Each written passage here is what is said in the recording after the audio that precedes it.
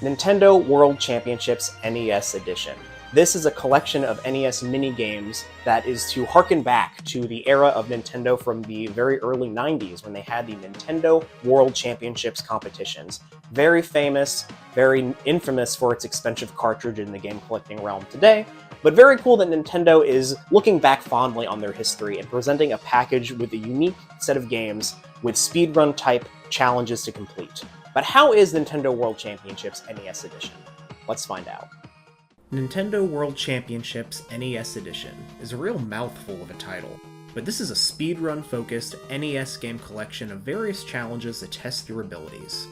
It was developed in collaboration with the Japanese game studio Indie Zero, known for their work on the NES Remix series, as well as Retro Game Challenge on the Nintendo DS. And this set really feels like a good spiritual successor to those titles. This game here is packed with over 150 mini-challenges across 13 different original NES games. The presentation and style is referencing the actual Nintendo World Championships that were held in the early 90s as a tournament series to gather the best gamers across the US. There was a lot of promotion, and it's remembered very fondly as the peak of Nintendo craze for the NES era. While Nintendo has brought back the branding for much smaller events, this is the first time a Nintendo World Championship experience can be had for the average consumer in their home. The included games are certified classic NES games that are made and owned by Nintendo, not to be confused with the 3 titles that were originally part of Nintendo World Championships, as Tetris and Rad Racer are not Nintendo properties, so they are not here. The 13 included games are Super Mario Bros. 1, 2, and 3, which makes a lot of sense here and have great variety between them. We also get Lost Levels, aka the actual Super Mario Bros. 2 in Japan. The Legend of Zelda 1 and 2 are here, and naturally they both feel very fitting. Metroid, which makes me very happy to see more Metroid in the spotlight. Kirby's Adventure, a late NES release but one of my favorites for the console. Kid Icarus, another NES classic that I'm a little surprised to see here, but it's a fine game. Donkey Kong, which I don't own the NES version, but you get the idea. Balloon Fight. I was so happy to see this here, as I recently talked about this game in my Balloon Fight vs. Joust video. Go check it out. And lastly, we have those classic NES games that Nintendo seems to always throw at us whenever they can. Excitebike and Ice Climber. And I really don't care for these games, but when looking at the NES library for classic games that Nintendo owns, I can see why they pulled out these two. Of course, given that this has to be Nintendo-made games, you can't include things like Tetris, Rad Racer, any of the Mega Mans, Contras, Castlevanias, etc. But where's Punch-Out? That's the glaring omission to me. And don't give me that, oh, all the challenges would be the same crap, because we have like 10 Excitebike races here.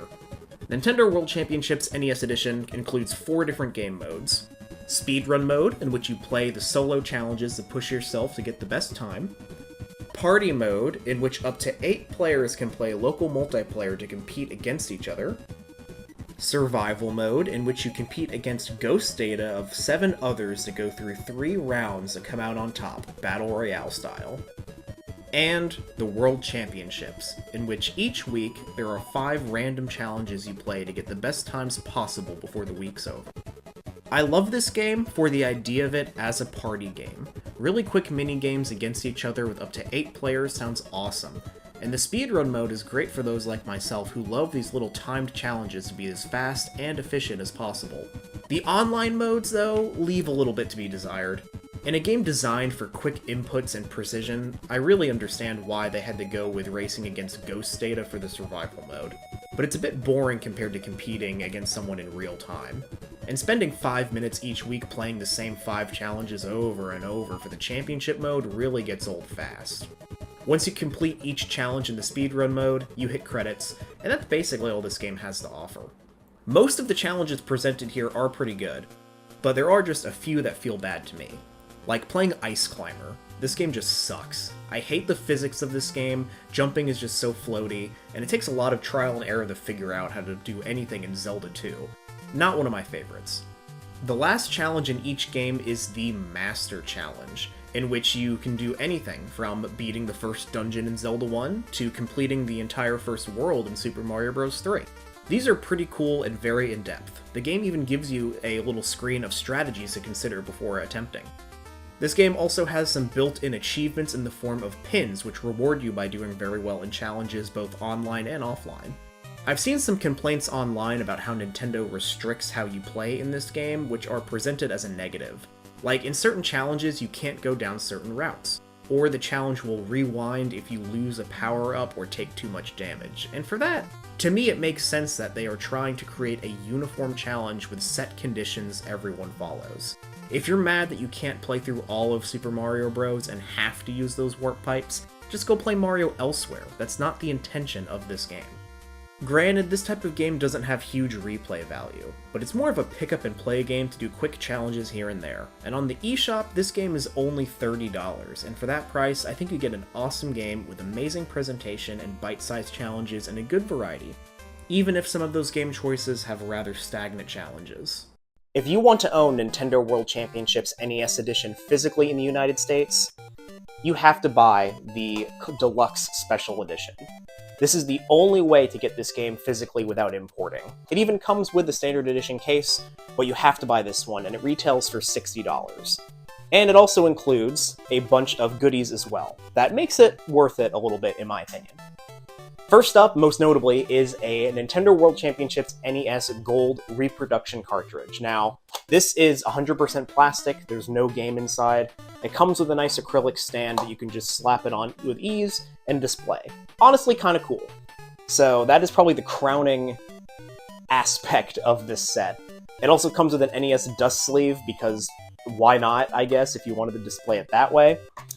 It also comes with, in this little cardboard envelope, some art cards. So box arts for all of the games included, and on the back there are little pictures of the NES characters from the game. So I think that's really neat. I'm sure people can make some good art installations with these. So kind of cool to have. Not necessarily my cup of tea. I'll probably be leaving these in this set personally, but kind of cool to have.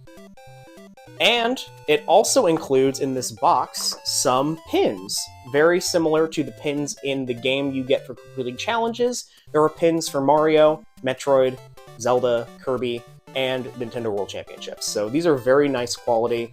I haven't actually tried to get them out. Oh geez, they were kind of hard to get out. But it's like an actual metal pin and everything. So very cool. I'm probably never popping this out again. But there it is. That is what comes in the physical for the Nintendo NES. Nintendo World Championships NES Edition. I'll get it right at some point. Nintendo really wanted to invoke that vibe of the Nintendo World Championships, and I think they really delivered there with a great callback to the NES era in a way where new fans can experience these games. And every game included here is also on the Nintendo Switch Online service, so if you like any of these games here, or it's the first time you're experiencing some of these games, you can go play the full ones there. Or just know that you can skip Ice Climber. And that is Nintendo World Championships NES Edition. A very unique set of games and a fun spin to kind of reinvigorate this era of gaming for a modern audience. But what did you think about the game? Is it something that you think you'd want to play or buy the special edition set? Or are you like me and bought this physical just so that you can show Nintendo that this is a good idea? They should really do this with the Super Nintendo library, because there's so many more awesome games on the Super Nintendo this would fit beautifully with. But anyway, let me know what you think, and until next time, take care.